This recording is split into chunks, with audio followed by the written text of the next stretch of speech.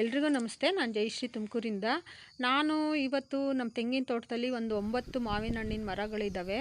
ಅದರಲ್ಲಿ ಒಂದು 4 ಮಾವಿನ ಹಣ್ಣಿನ ಮರಗಳನ್ನು ನಾನು ನಿಮಗೆ ತೋರಿಸ್ತೀನಿ. ಇದು ಮಲಗೋಬ ಮಾವಿನ ಹಣ್ಣಿನ ಮರ. ಇದು ನೋಡಿ ಆಗಲೇ ಸುಮಾರಾಗಿ ಹಣ್ಣುಗಳು ಆಗ್ತಾ ಇದ್ದಾವೆ. ಇದರಲ್ಲಿ ಇದೊಂದೇ ಮಾವಿನ ಮರದಲ್ಲಿ ಈ ಸರಿ ಇದು ಹಣ್ಣಾಗಿರೋದು ನೋಡಿ. ಒಂದು ಹಣ್ಣಾಗಿರೋದು ಹಣ್ಣು ಉದುರಿದೆ ನೆಲದಲ್ಲಿ.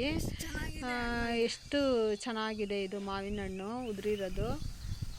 ಸದ್ಯ ಯಾವುದೋ ನವಿಲು ಅದು ಇದು ಏನೂ ತಿಂದಿಲ್ಲ ಪಕ್ಷಿಗಳು. ಸಾಮಾನ್ಯ ಉದುರಿದ್ರೆ ನಾವು ನೋಡೋ ಹೊತ್ತಿಗೆ ಯಾವುದಾದ್ರೂ ಪಕ್ಷಿಗಳು ಆಗಲೇ ತಿಂದ್ಬಿಟ್ಟಿರ್ತವೆ, ಇಲ್ಲ ಹಸುನಾದರೂ ಹುಲ್ಲು ಮೇಯಕ್ಕೆ ಬಿಟ್ಟಾಗ ಅದಾದರೂ ತಿಂದ್ಬಿಟ್ಟಿರುತ್ತೆ. ಇವತ್ತೇನೋ ನನಗೆ ಅದು ಮಾವಿನ ಹಣ್ಣು ಸಿಕ್ಕಿದೆ ನನಗೆ. ಇದು ಮಳೆ ಬಂದು ಚೆನ್ನಾಗಿ ನೀರೆಲ್ಲ ಇಟ್ಟರೆ ಮಾತ್ರ ಮಾವಿನ ಹಣ್ಣು ತುಂಬಾ ದಪ್ಪ ಬರುತ್ತೆ. ಇದು ಸೈಜು ಮತ್ತು ರುಚಿನೂ ಅಷ್ಟೇ, ತುಂಬಾ ಸ್ವೀಟ್ ಆಗಿರುತ್ತೆ ಇದು ಮಾವಿನ ಹಣ್ಣು.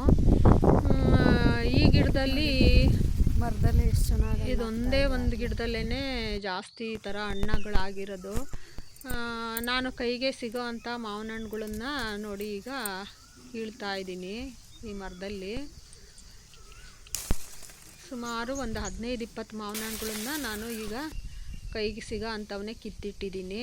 ಇದನ್ನು ಹುಲ್ಲು ಹಾಕ್ಬಿಟ್ಟು ಚೀಲದಲ್ಲಿ ಹಾಕಿ ಮುಚ್ಚಿ ಇಟ್ಬಿಟ್ರೆ ಒಂದು ವಾರಕ್ಕೆಲ್ಲ ಚೆನ್ನಾಗಿ ಹಣ್ಣಾಗುತ್ತೆ. ನಾವೇನು ಯಾರಿಗೂ ಏನು ಮಾವಿನ ಹಣ್ಣುಗಳನ್ನೆಲ್ಲ ಏನು ಮಾರೋದಕ್ಕೆಲ್ಲ ಹೋಗೋದಿಲ್ಲ.